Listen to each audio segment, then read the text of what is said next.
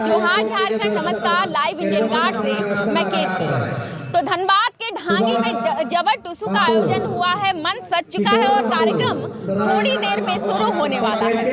JBKSS के कार्यकर्ता लगे हुए हैं, लगातार तैयारियां चल रही हैं और बच्चियां भी पहुंचनी शुरू हो गई हैं। टुसु की प्रदर्शनी लगने वाली है। ऐसे में जेबीकेएसएस के कार्यकर्ता हमारे साथ हैं, उनसे जानते हैं फिलहाल धनबाद की राजनीति क्या कहती है। सर, सबसे पहले अपना परिचय बताएं। मेरा नाम अमरीश कुमार महतो हुआ। मैं प्रधानमंत्री इकाई का सदस्य सक्रिय सदस्य जेबीकेएस का हूँ। जी जी। सर, आपसे जानना चाहूंगी सबसे पहला सवाल, गिरिडीह से चुनाव लड़ने की बात हो रही है टाइगर जयराम महतो की, क्या कहेंगे इस पर? देखिए, गिरिडीह लोकसभा के अंतर्गत हमारे डुमरी, गिरिडीह, टुंडी, उसके बाद बागमारा क्षेत्र, ऐसे हमारे क्षेत्र पड़ते हैं जो टाइगर के घर भी पड़ता है उसी परिदृश्य में। और झारखंडी अगर हम लोग को पहला अगर चुनावी फेस करना है तो गिरिडीह लोकसभा सबसे अनुकूल है। झारखंडी भाषा का समिति जो कि 90% ग्रामीण क्षेत्र से बिलोंग करता है। तो हमको लगता है आने वाले समय में अगर हक अधिकार की बात अगर हम लोग किए हैं तो उस दृष्टिकोण से अगर हम लोग गिरिडीह लोकसभा से उसकी तैयारी करते हैं तो आने वाले एक अच्छा रिजल्ट हम लोग को देखने को मिलेगा।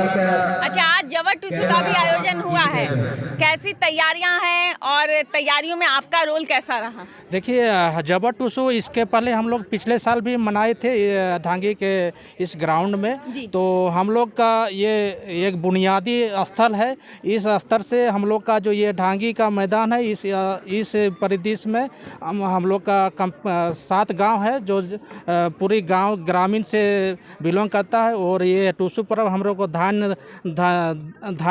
उत्पादन के दृष्टिकोण से हम लोग का एक खुशी का त्यौहार है। तो इस दृष्टिकोण से हमारे ग्रामीण क्षेत्र में बहुत उल्लास की माहौल है।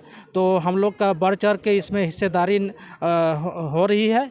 तो इस दृष्टिकोण से आपको दिखाई भी देगा कि इस मैदान में पूरे खचाखच आपको दर्शक। हाँ जी जी जी। हाँ। एक बात और, जेबीकेएसएस में टाइगर जयराम महतो तो चुनाव लड़ेंगे ही, और कोई चेहरा है जिसको आप देखना चाहते हैं लोकसभा में या आपकी पसंद में कोई हो? देखिए, जेबीकेएसएस एक युवाओं का एक उभरता हुआ एक मंच है। इस मंच के माध्यम से हमारे सक्रिय कार्यकर्ता जो भूमिका ज़मीनी स्तर पर अपना छोटा स्तर पर कार्यकर्ता जो निभा रहे हैं, तो इस जगह पर अगर हम लोग का जो भी अभी तक का जो अपना बुनियादी स्तर अपना मेहनत दिए हैं, वो अपना हम लोग उस व्यक्ति को उस व्यक्तित्व को हम लोग लोकसभा चाहे विधानसभा में हम लोग प्रोजेक्ट करके उसको आने वाले समय में हम लोग विधायक हो चाहे सांसद हो उसका हम लोग टिकट देने का काम करेंगे, सहयोग करेंगे। जी, एक बात बताइएगा, फंडिंग कैसे होगी? चुनाव में तो लाखों नहीं करोड़ों लगते हैं।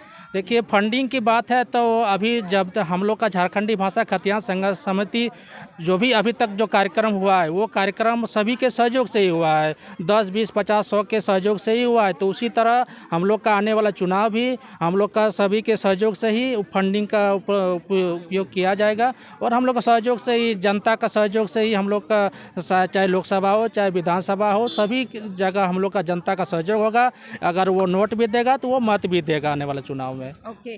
कुछ लोग कहते हैं कि 2024 में भी मोदी लहर रहेगी। ऐसे में मोदी लहर में टाइगर कैसे टिकेंगे? देखिए, मोदी लहर झारखंड में कहीं दिखाई नहीं देगा आपको। देखिएगा आने वाले समय में हम लोग का झारखंड का दुख दर्द और समस्या जो है वो पूरी तरह से हम लोग का गर्त में चला गया है। तो हम लोग का झारखंडी अस्मिता को बचाने के लिए हम लोग को हम अपना जो हम लोग झारखंडी संस्कृति बचाने के लिए हम लोग का विस्थापित को साथ देने के लिए हम लोग का झारखंड में जो अभी तक 23 साल में जो हम लोग का राजनीतिक बदलाव देखने को मिला है, उस चीज़ को अगर हम लोग जब तक हासिल नहीं करेंगे तब तक हम लोग को जो झारखंडी जनमानस है वो लोकल और आने वाला जो युवा जो है झारखंडी संस्कृति के लिए जो मर मिटने के लिए तैयार है, उन्हीं को मौका देने वाली है। मतलब झारखंड में मोदी लहर फेल?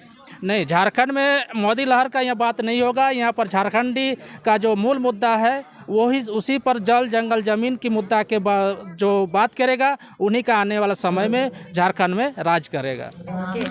तो झारखंड में कौन राज करेगा जनता कह रही है हमारे कैमरे पर।